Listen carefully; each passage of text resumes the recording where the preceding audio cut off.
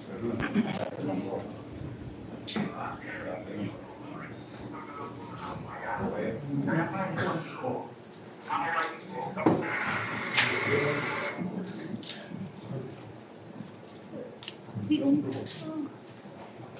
afternoon, ladies and gentlemen. Pasensya na kayo na kayo sa opisina ko. May kasalang bayan niya sa... Anyway, to our friends in the media, to lahat na dito, who are very interested in the current situation of our country. Here in Manila, as you all know, we have taken the first course of action legally sa mga ilang kumpanya na nag-abuso sa kanilang pribilehiyo yung pinagkaloob sa kanila ng national government. As you all know, we officially filed criminal cases. This is now the second course of action of your city government. So I'd like to inform you guys, and especially the public, the people of Manila. As of today, through the effort and guidance given to our City Treasurer's Office to issue SOA or a statement of assessment. It's a statement of account, statement of account to those involved in 315 flood control projects worth over and above 255 million pesos. A statement of account issued by the City Treasurer's Office for contractor's tax under our tax code or local tax code. However, contractor tax for 9 flood control projects worth 8,095,351 pesos and 67 centavos have only been paid by the respective contractors. Sabihin, after natin mag-file ng kaso, and SOA, yung mga contractor na yun, meron ng 8 milyon ang nagbayad sa siyudad ng Maynila. The flood control projects identified by the Office of City Treasurer were from 2004 carry over 2025 projects, as well as prior years projects. So that is, remember the 2022-2023, based on the isumbong sa Pangulo.ph website. The basis of our documents and data came from the Office of the President. The city government has issued already notices to the contractors of 305 flood control projects that remain delinquent in the statement of their contractor's tax obligation.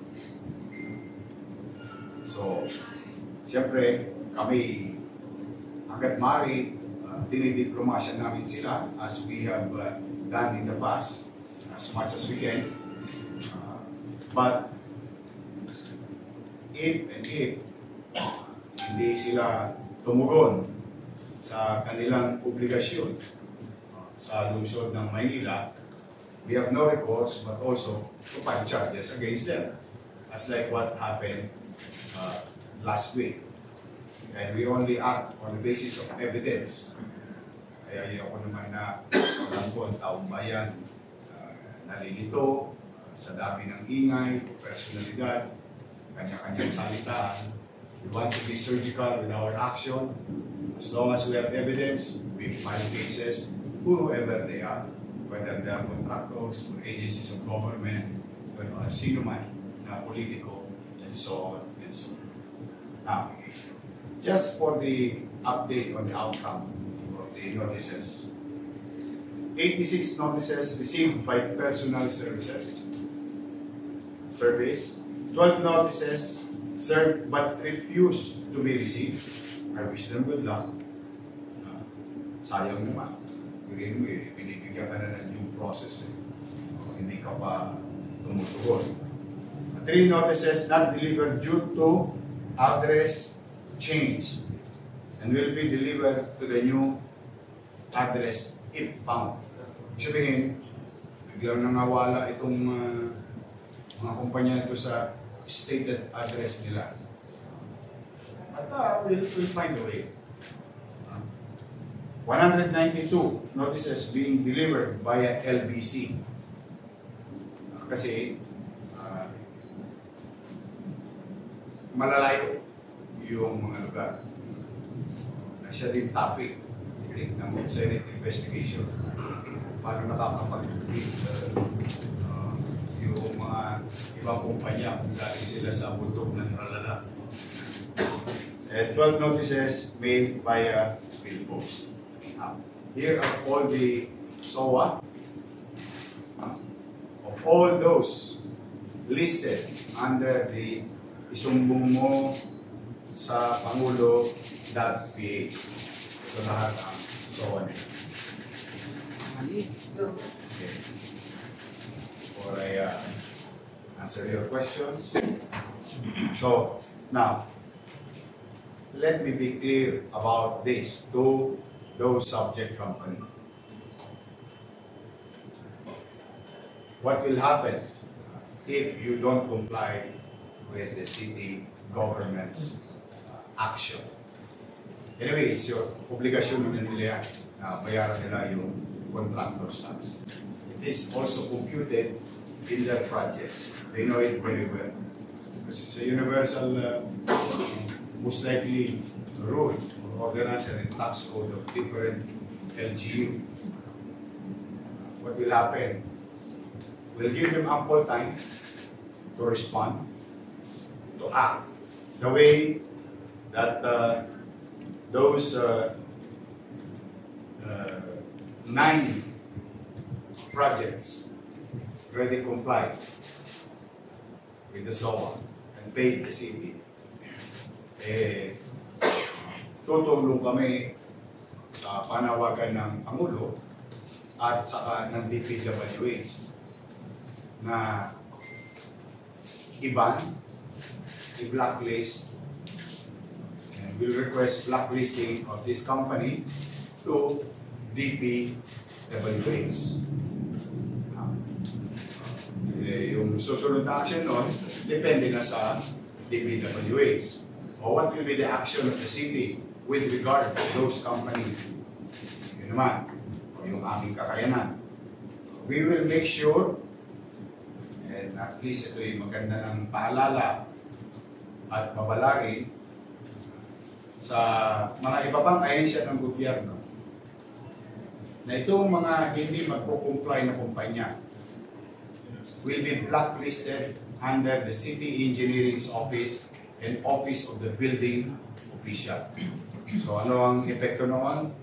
Hindi po sila bibigyan ng permit. So if you're going to hire said contractors who are not following simple rules, then actually finish yung obligation. Sa totoo lang, napakaliit na salapi o pera due, accrued already for the city, hindi na sila makapaghahanap buhay sa Maynila. At magandang babalain ito sa private sector.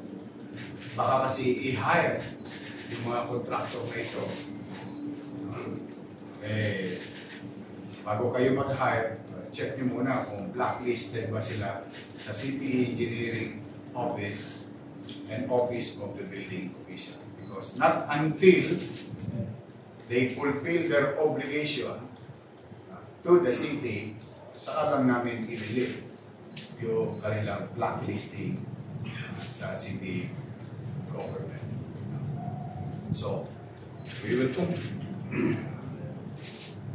complain before the DPWH office through the leadership of Secretary Vince Dizon. And as you all know, Secretary Vince Dizon already manifested and made a statement as a matter of policy, those earring companies or contractors will be blacklisted. So in our own little way, as a city government of Manila, we will help if these people will not comply to their obligation to the city government of Manila and people of Manila. So yan ang mangyayari sa kanila. Kaya buti natin nandiyan kayo, kaya namin kayo tinatatawag para na sa ganon to send the message to them. Now it's up for them, up for the matter. With regard to, past due na yung iba, Yorme, hindi sila, sila ba ay may penalties and surcharges and interest? Because they did not comply with their obligation.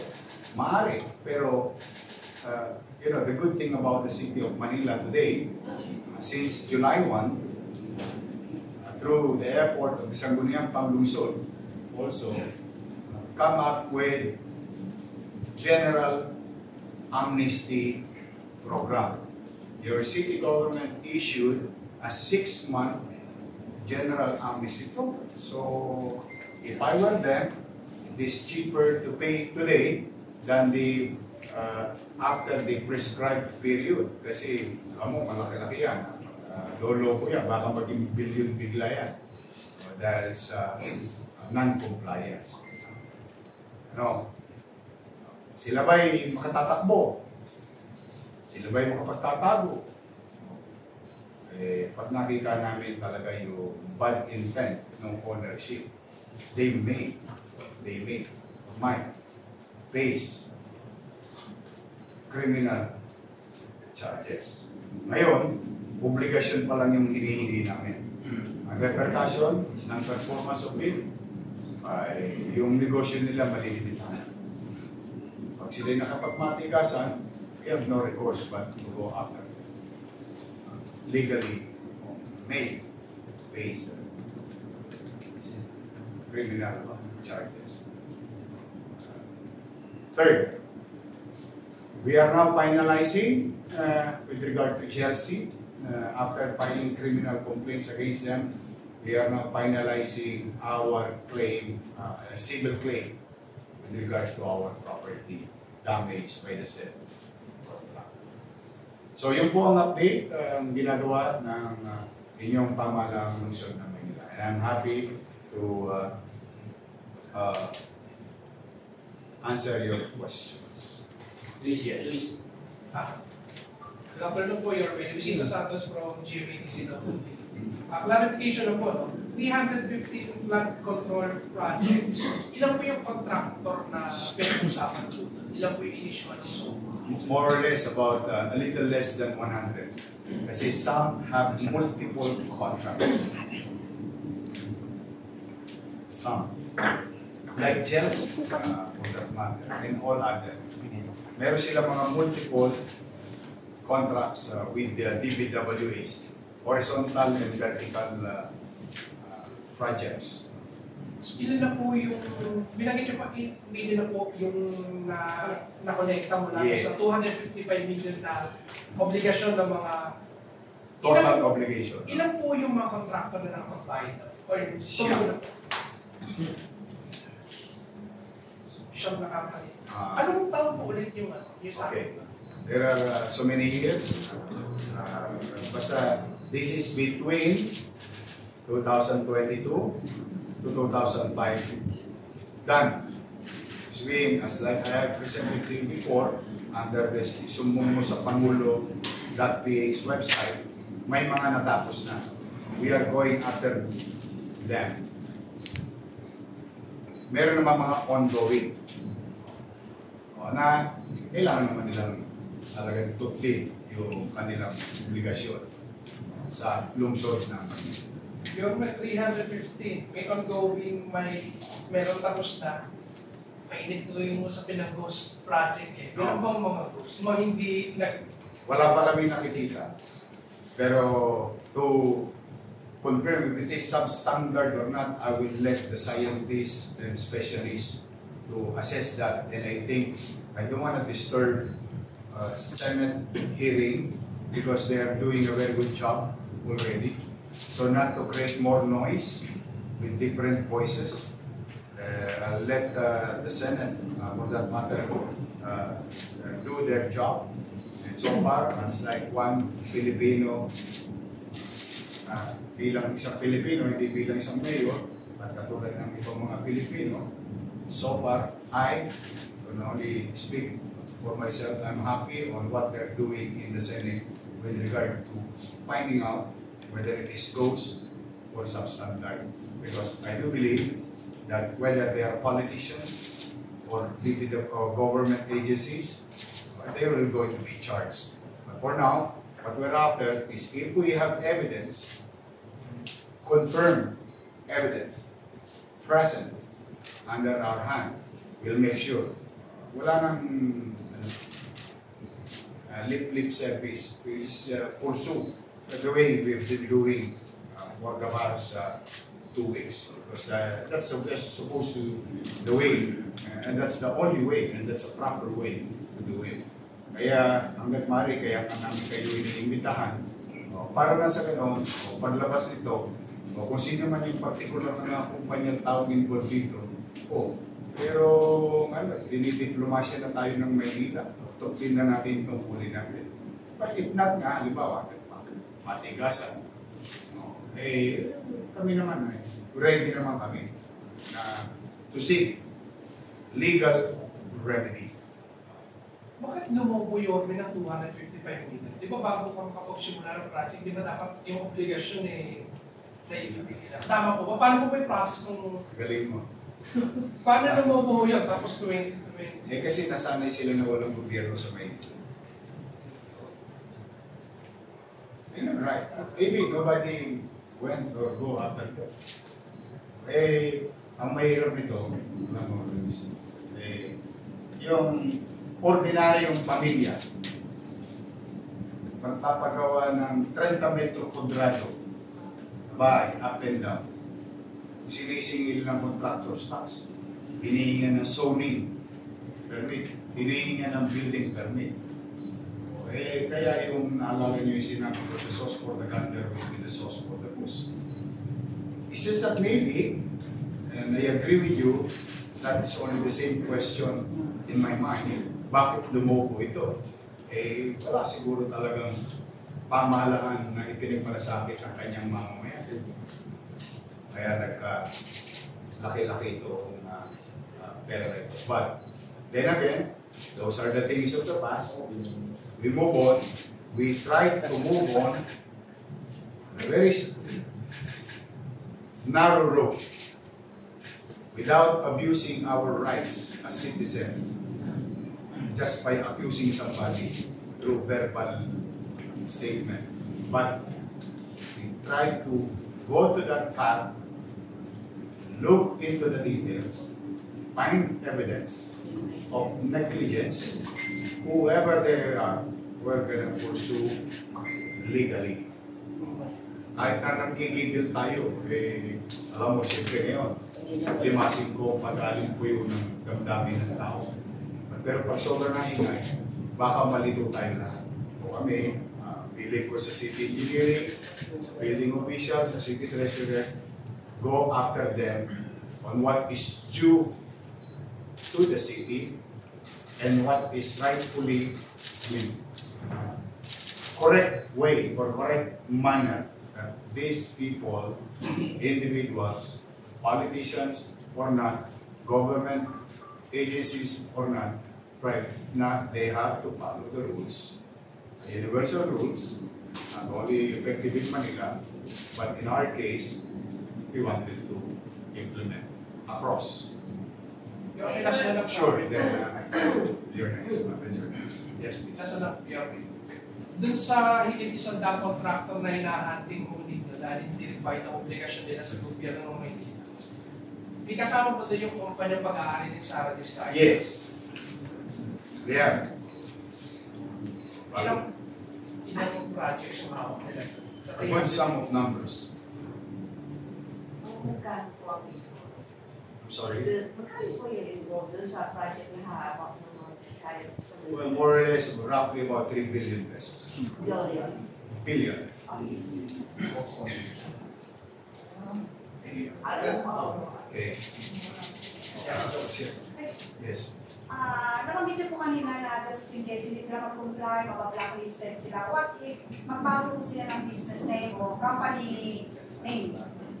Good question. That's why I told you kung sila'y pagmatikasan. And the best way to circumvent the law is to what?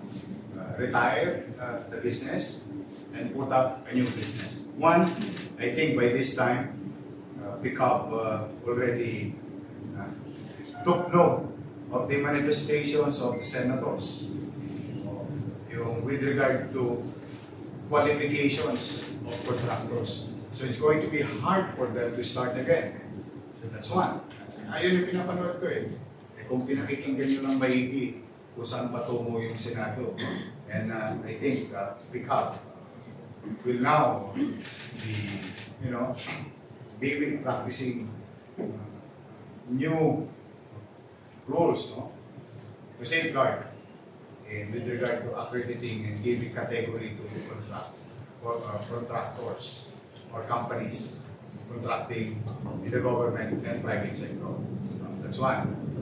Two, sabi ko nga sa iyo, alam mo, hanggat may batas kaming makikita para mapapanagod yung personalidad ng kumpanya.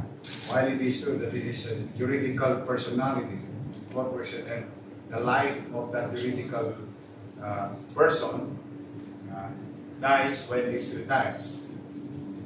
I don't know, I'm no lawyer, but if I remember it right, pagka i-retire nila, wala na yung juridical person, but there's somebody who run it, which is a human being.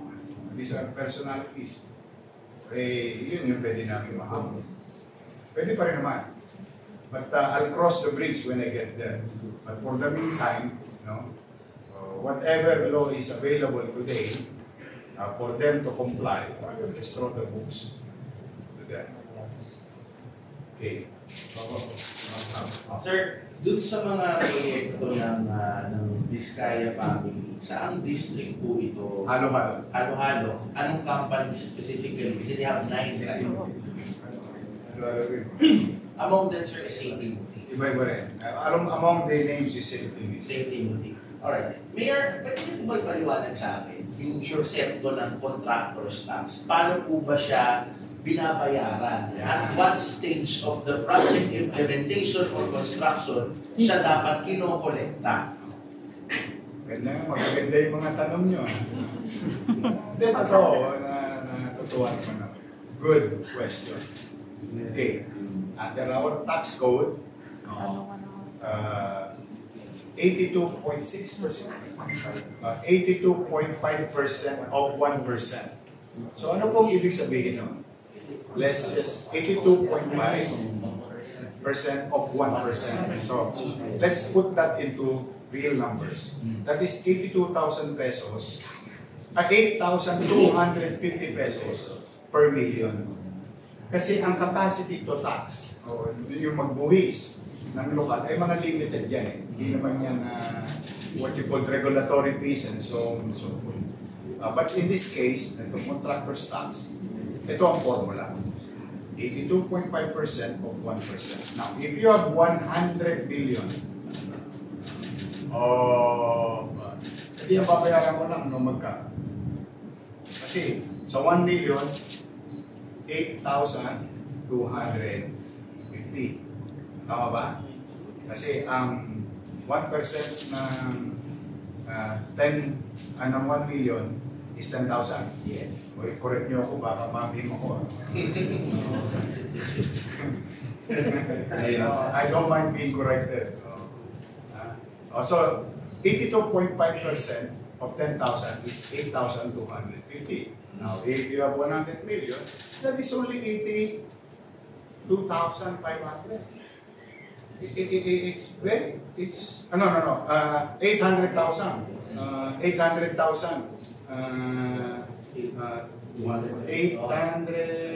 Basta yun. Basta yun. Over 800. Over 800. Basta yun. So pag 10 million, 82,000 lang. A very minuscule. And I wonder, and I like your questioning, bakit hindi ito tinutupad? Eh kasama naman yan sa akite. Building permit, regulatory fees, clearances, and contractor's tax. Now, that is the question of the past. Ibig sabihin, di ko alam, ayoko naman na tiktikin pa yung mga nakaraan. Kung sila'y ginawa nila, yung trabaho nila hindi. Wala nang kagalan. Wala nang kagalan. Ano naman na eh. Ano lang yan. Baka mapagkaluan ka pa ng politika. O ngayon ito, we'll show you how it is being done properly by the city government. Sir, follow up lang po dun Sure. sa projects na yun. So, aside from the contractor staff, sa palagay niyo po, saan nagkakaroon ng challenge? Is it the collection? Is it yung pagkakapon sa kanila? Meron ba? Good. Simply because they don't apply construction and building permit. Now, Lahat yun, sir, hindi nag-apply na. wala. Kaya nga sinuwa ko eh. Wala at all. Lahat. Even yung mga nahuli natin na current. Wala. Wala talaga. Now, having said that, what is the bad effect of this? Let's just say, pumping station. So, horizontal and vertical yan. Tama? Do they need permit to construct? Yes. Now, in the absence of permit, hindi ngayon makakapag-apply sa Meralco yung pumping station simply because wala silang building permit. So, anong epekto sa taong bayan? Kaya makakakita ka doon sa dump area, sa District 6, makakakita ka ng pumping station na di baterya. Di baterya eh. Totoo yun. O, bakit di baterya? Paano namin nalaman? Kung di nag-freezing, sa nervyos ko, sa awa ko sa damka, yung kasi ang una ko tinatawagan lang eh, kamusta isang tamesa? Kamusta isang tamesa? Kasi sila lagi, yung damka area, ang laging pinapasok ng San Juan River tuwing may bagyo. Many instances. So that's why, naggawa sila ng pumping station doon, hindi sila kumuha ng building permit, o yung generator, walang baterya, hindi nga mapatakbo yung pumping station. Anong sinita namin, bumili ng bago, o tumakbo ngayon. Eh ba't hindi nalang lagyan, siguro the next question in your mind, ba't hindi nalang lagyan ng kuryente ng Meralco? Kasi Meralco, in his right mind, will not allow a facility without building permit. Yan ang masamang epekto ng walang mga building permit. Kaya, nangyayari ngayon, pag tinignan niya doon, di baterya. Saka lang nung mapatakbo yung baterya, tumakbo yung pumping station sa dampa. Kawawa naman yung mga taga-dampa. Sir, last lang po na yun. Aside from the Diskaya family, yung mga other contractors like Wawaw, yung mga tinatawag sa Senate, alin dun, sir, or meron may mga ibang companies that outside the Diskaya family na meron din SOA? I will, for purposes of transparency, I will send you the copy of those issued by the city government. Yeah. Sige, ano tayo po, no? May listahan naman yan, plus the amount. In fact, meron kaming general list on how many, no? But I'll give you that detail. Right? Sige. Name tayo, mag-ano tayo, random tayo. Pinakamaraming mayor. Saka yung sa Kaya 300 plus. Hindi, I'll give you a copy para kayo na mag-dissect.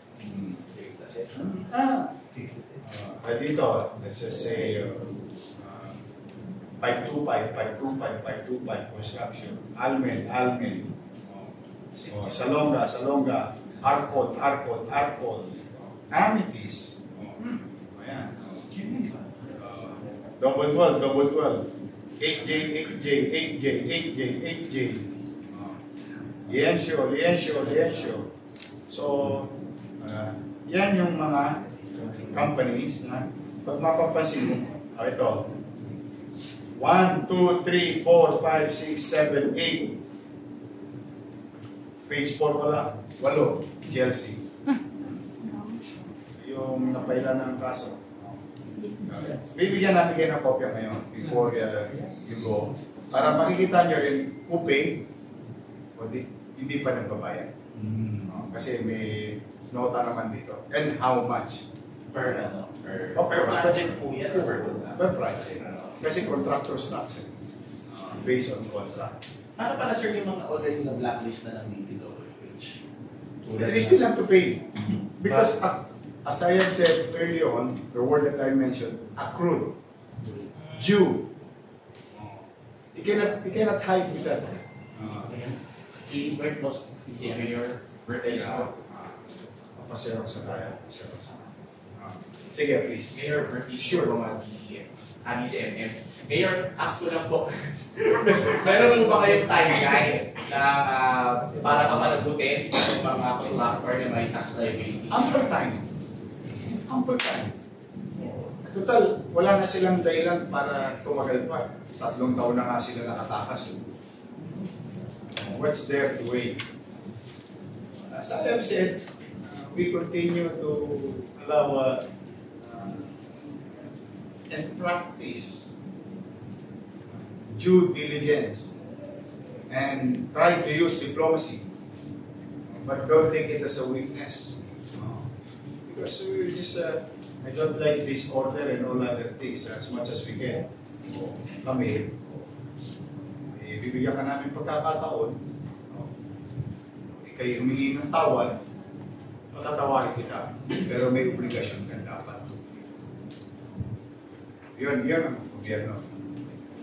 So, I hope they will not push us to the wall to do what is masyadong makasasakit sa kanila. Okay, next. Yes, Jemba. Mayor, ibig sabihin, nakalabas po yung ating ordinansa sa Luzon ng Manila na pinaghirapan ng Museo. Yung pong contractor ay hindi po pinahalaga ng lahat ng contractor sa Manila. Ganun nga lumalabas, Jemba. Ganun nga lumalabas. Kasi hindi po pinahalaga kasi dapat lahat sila nagbabayad eh. Kung hindi sila nagbabayad, hindi sa isip na binaliwala yung ordinansa ng pinaghirapan ng kapital. Which we will not tolerate. So we're taking action in such a manner that is more, I think, within the limits of the law, within still the bounds of the law. But tayo will continue lang naman to pursue whatever is due and required. After than that, bahala kayo. Live and let live ang i-apply ko. Okay? Yung mga diskaya, pinadala nyo lang sa Lahat sila, lahat. Wala tayong pinipili. Wala pinili ito. Ayun yun, nagbanggit na ako, yung based on random. Diba? Lahat yan na padala. In fact, up to Marawi, Lanao del Sur, 8 notices, Marawi City, 4 notices. Ibig sabihin may mga company nandoon na supposed to be gumagawa projects dito sa... Ano po ang naging response nila? Some of them paid. Ngayon, marami nakapila ngayon. Ang style niya? Ay, no. We don't look at them who they are. Basta meron ka SOA, o magbayad ka, o natupad mo na yung obligasyon mo sa Maynila. Nakatupad ba sila? Hopefully, they will.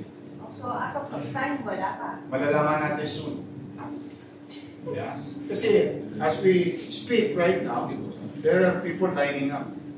I just wanted to update the people on what is the next course of action. Ito ba yung tamang action na ginagawa ng Maynila? Question is, di ba? Am I going to keep on telling, o ikaw may kasalanan ka, o ikaw may kasalanan ka, o ikaw may kasalanan ka. Wala nang mangyayari doon kung puro turo-turo na lang. Kaya nga ako natutuwa sa Senate, kung ginagawa nila yung trabaho nila, and I think they're gonna do and make actions after everything's said and done. Paghupa ng tubig niyan, lilinaw na yan.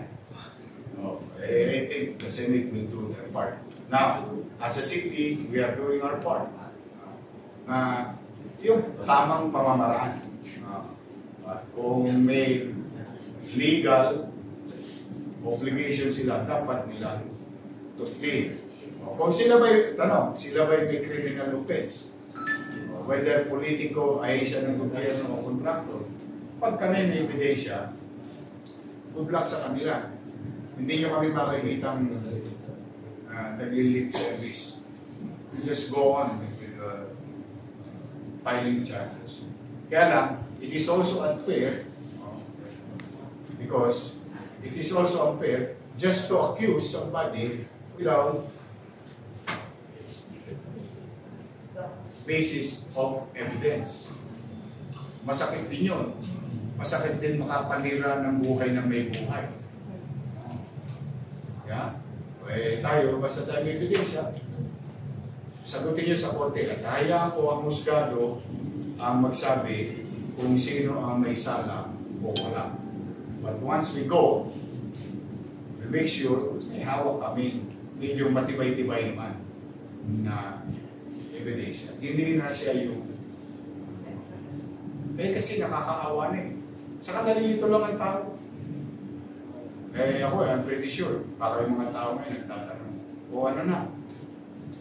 Saan na? Saan pa tayo pupunta? And even the president, nakita mo sabi ng presidente, kasuhan na. Ano sabi ni Secretary Vince kanina?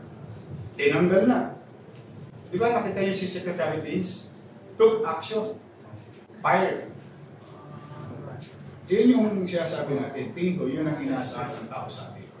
Ano yung mga aksyong ginagawa?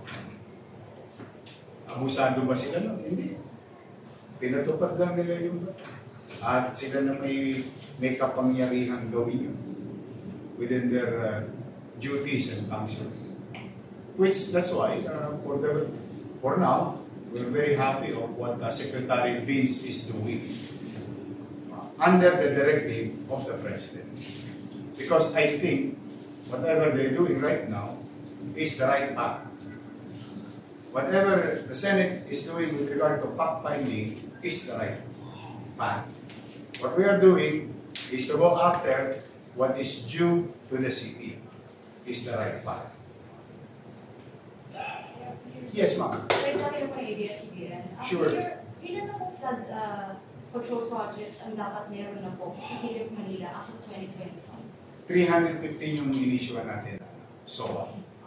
Sir, ano po plano niyo, ng office po ninyo, since matagal pong proseso niyan, meron pong hearings po, ano po Walang hearing, SOA to eh. No, I mean sir, di ba wala po tayong flood control projects 315? Ano po gagawin sir, since tagulan po niyan? Ano po ang solution po natin? What will be the course of action of the City of Manila with regard to the flooding? Okay. Habang wala Kasi po talagang, ngayon, whether tumatakbo, effective or not, yung mga flood control projects, na nagawa na. Na subject now being investigated by the Senate. And I hope they will finish soon. I'll let the Senate come up with the final course of action. Tanong, moving on, may gagawin bang flood control project sa Manila? Welcome kayo. Halika, dali niyo yung flood control project sa Manila. Under our time, under our rules. Yes, we will not hinder growth. We will not hinder infrastructure development, particularly with our day-to-day problem sa traffic. Our seasonal problem with regard to flooding. Why not? Okay sila, gawin nila. Because to answer your question, the solution to the flooding of Manila and maybe the entire Metro Manila and other parts of the country is the flood control. Under the flood control, there are so many approaches, and one of those is pumping stations. Development of our drainage system. Yun ang tamang solusyon. Kaya we welcome that. For the meantime, since July 1, we've been doing declocking. And thanks to 896 barangay chairmen and their barangay kagawad and official. Because under Executive Order number 3, issued first week of July, we are directing our barangays every Sunday to unclog, declog yung mga bara sa ating mga drainage. Kami naman, as a city, it's an everyday thing. You can see it in our Facebook. We never, wala pa yata araw na hindi kami nag-okay ng informal ng Maynila. Nakakaumay na nga tingnan yung Facebook ko eh. Pati yun na yung mga comment ng tao. Walang katapusang linisan ito. Yes, because that is a band-aid solution, a temporary solution to cushion the level of water or flooding during rainy days. Huwag nang umabot hanggang segunda ng bahay mo. At least makusyon. And hoping that after the heavy rain or downpour and the waters or liquid coming from the eastern side of Metro going to Manila, after tumigil lang, sana bumupa agad. Ibig sabihin, functioning yung aming mga drainage system. Second, through the help of MMDA and DPWH, they are now making new development of our drainage system, particularly in Top Avenue, which I approve. Sabi ko, sige, tirahin nyo na yan dito, dalhin nyo na yan dito. Ang laki yata ng, ganito yata kalaki yung tubo, yung pabilog. Sabi ko, ano yun na? Yung nagkita kami nila chairman. So those are the solution. For the meantime, we'll do whatever resources that we have, human resources, equipment, and some logistical resources para promotion din. At yung gagawin mga drainage system is now under the General Master Plan or General Drainage Master Plan of the City Government, which I commissioned in 2022. Lumabas yung kinommission natin pag-aaral ngayon 2025.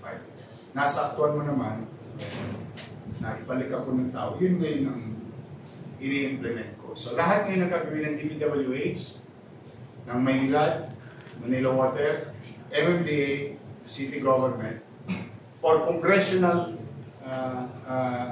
allotment for their respective district. Ay doon na magigiya. Big guide na sila.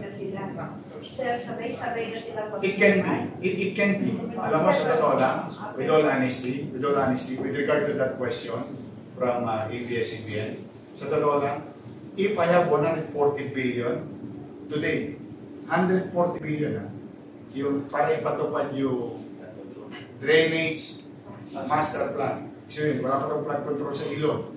Ganon. Ito yung drainage master plan plus catch basin. Mga catch basin in their respective areas. If I have 140 billion, I'll do it sabay-sabay kung hukayin ng buong Manila. And we pay the price of traffic and chaos for the next 3 years so that the next generation will not suffer with flooding. And that is... Kaya lang, yung 140 billion, sila lang ang meron. Sana all.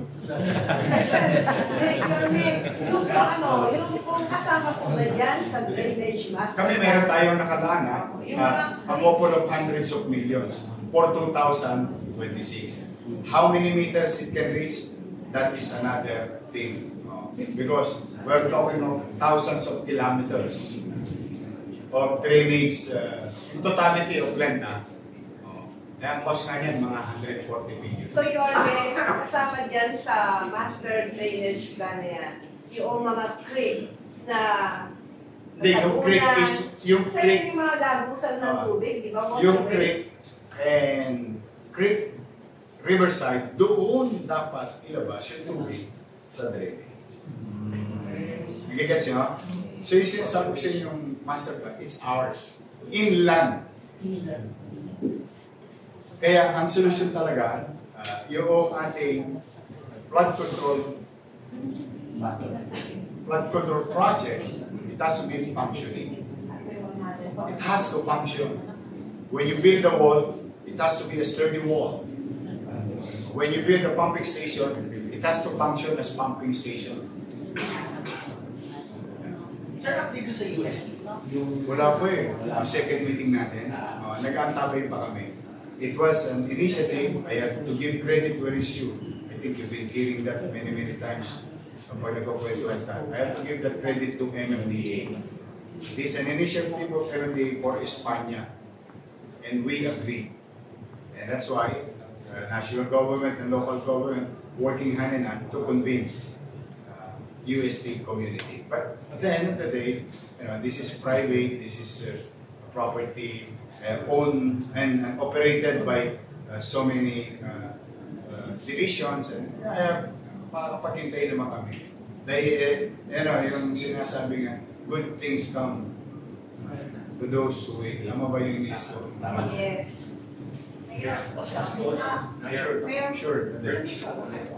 Sure.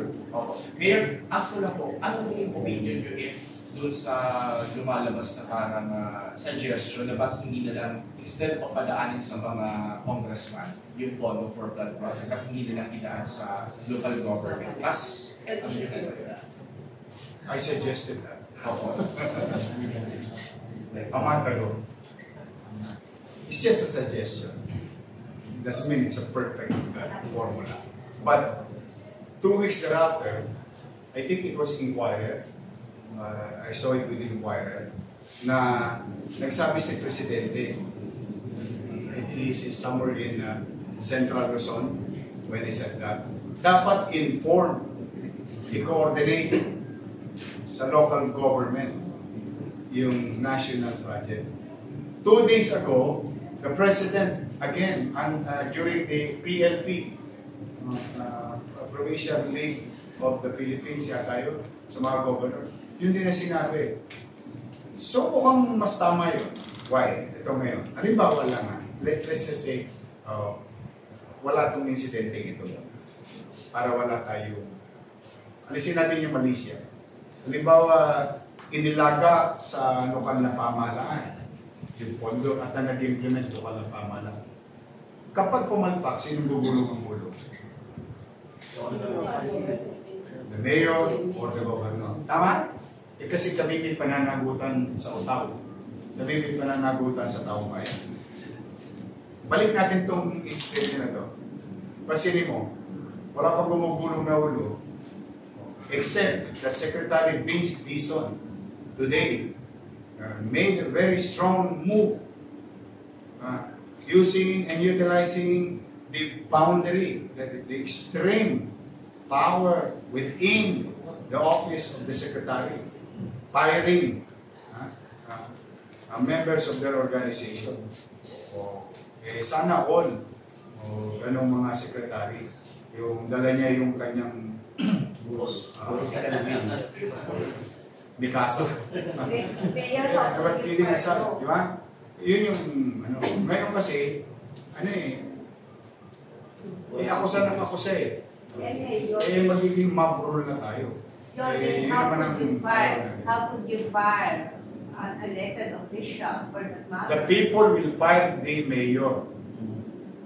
The people will fire the mayor. What The about people never forget.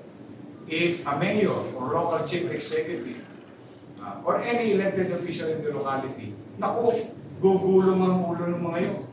Sigurado ako doon, yung galit ng tao, ibubuhos niya sa halalan. Ngayon, magalit ang tao, pwede niya ba tanggalin ng taong bayan? Yung miyembro ng ahensya ng gobyerno? Hindi. Kailangan yung pamunahan ng ahensyang yaon. Or in this case, o yung secretary. Kaya, matigil na talaga na siguro ma-revisit na yung batas. Kasi may mandate yung lokal eh. May mandate eh, may mandato ka. At saka may constituency ka. Ikaw ba naman, gagawa ka ng tulay tapos yung tulay hindi makikita. Ikaw ba naman gagawa ka ng tulay, may tulay pero walang ilo. I mean, you can apply that to that kind of works with your constituency, di ba? Hindi mo pwede magbudol basta-basta. Luis. Kanina umaga po may mga naglayo na mataas sa tapat ng PPWH ng bulok na prutas, may sabi sila po. Ano po yung pwede natin gawin o mensahe o advice o lang sa mga kabataan natin? I already advise General Abad, Directed General Abad ng NPD. I will not tolerate mob rule in the city. I will not allow disturbing, destroying offices of government, and particularly allow to destroy the peace of any individual residing in the city of Manila. My job as mayor and local chief executive is to keep the peace and order situation of our city. Kung gusto nilang ilabas ang kanilang mga hiniing, ang kanilang mga damdamin, malaya nilang magagawa yun sa Maynila, doon sa aming mga freedom park. I will not tolerate any mob rule. We are nation and city under the rule of law. I am not the person, and I am not going to allow it under my watch to say, because I said so, that you are guilty or not. It is up for the court to decide who is liable on such crime or commission of a crime. It is not for me to decide. But my obligation is very clear. As local chief executive, karapatan ng taong bayan, nino man, na magkaroon ng pamayanang may kapanatagan. At the same manner, those who wanted to air their grievances, dislike to particular corporation, particular agency, there is what you call freedom park. Welcome kayo. But no, I have directed the General Abad. Whoever they are being accused, person A, a person B, Corporation C, Corporation D, being accused not until proven guilty and pay the consequences of their action, and let the rule of law apply its natural course. But mob rule, no. So, papahuli natin, Mayor, yung mga... Matatanda na sila. Tingin ko naman nakita ko may nandoy for 18 anyos patas na eh. You're legally bound with your actions. In violation of civil disturbance, violation of rights of any citizen. Tandaan ninyo ha, even accused. And dito nga, di ba, nakita ninyo dito, huling-huli na namin. Itinatago pa namin yung mukha. samantalang yung tao ba, hinihingi na nga, alisin niyo yung takip sa mukha. As much as we can. I wanted to put things in right order. O sige, may karapatan pa pa. O yung iba namang umamin na, o yung sumuko, inaako na yung isa, ipinakikita namin yung mukha. Ibig sabihin, this is not a perfect government, but again, I will not allow magulo. It is my obligation na maibigay sa mga taga-Maynila, kahit sino pa sila, mahirap sa bilang mahirap, middle class, upper middle class, mayaman. Pag sila naghahanap buhay sa Maynila, sila'y naninirahan sa Maynila, may karapatan silang makapamuhay ng may kapanatagan. At tutok din ko ang responsibilidad ko bilang mayor ng lungsod ng Maynila to protect every citizen living, doing business, coming in and out of the city in as much as I can. Doon binawa ng Diyos. Thank you. Thank you. Ang nga pala, Makisuyo,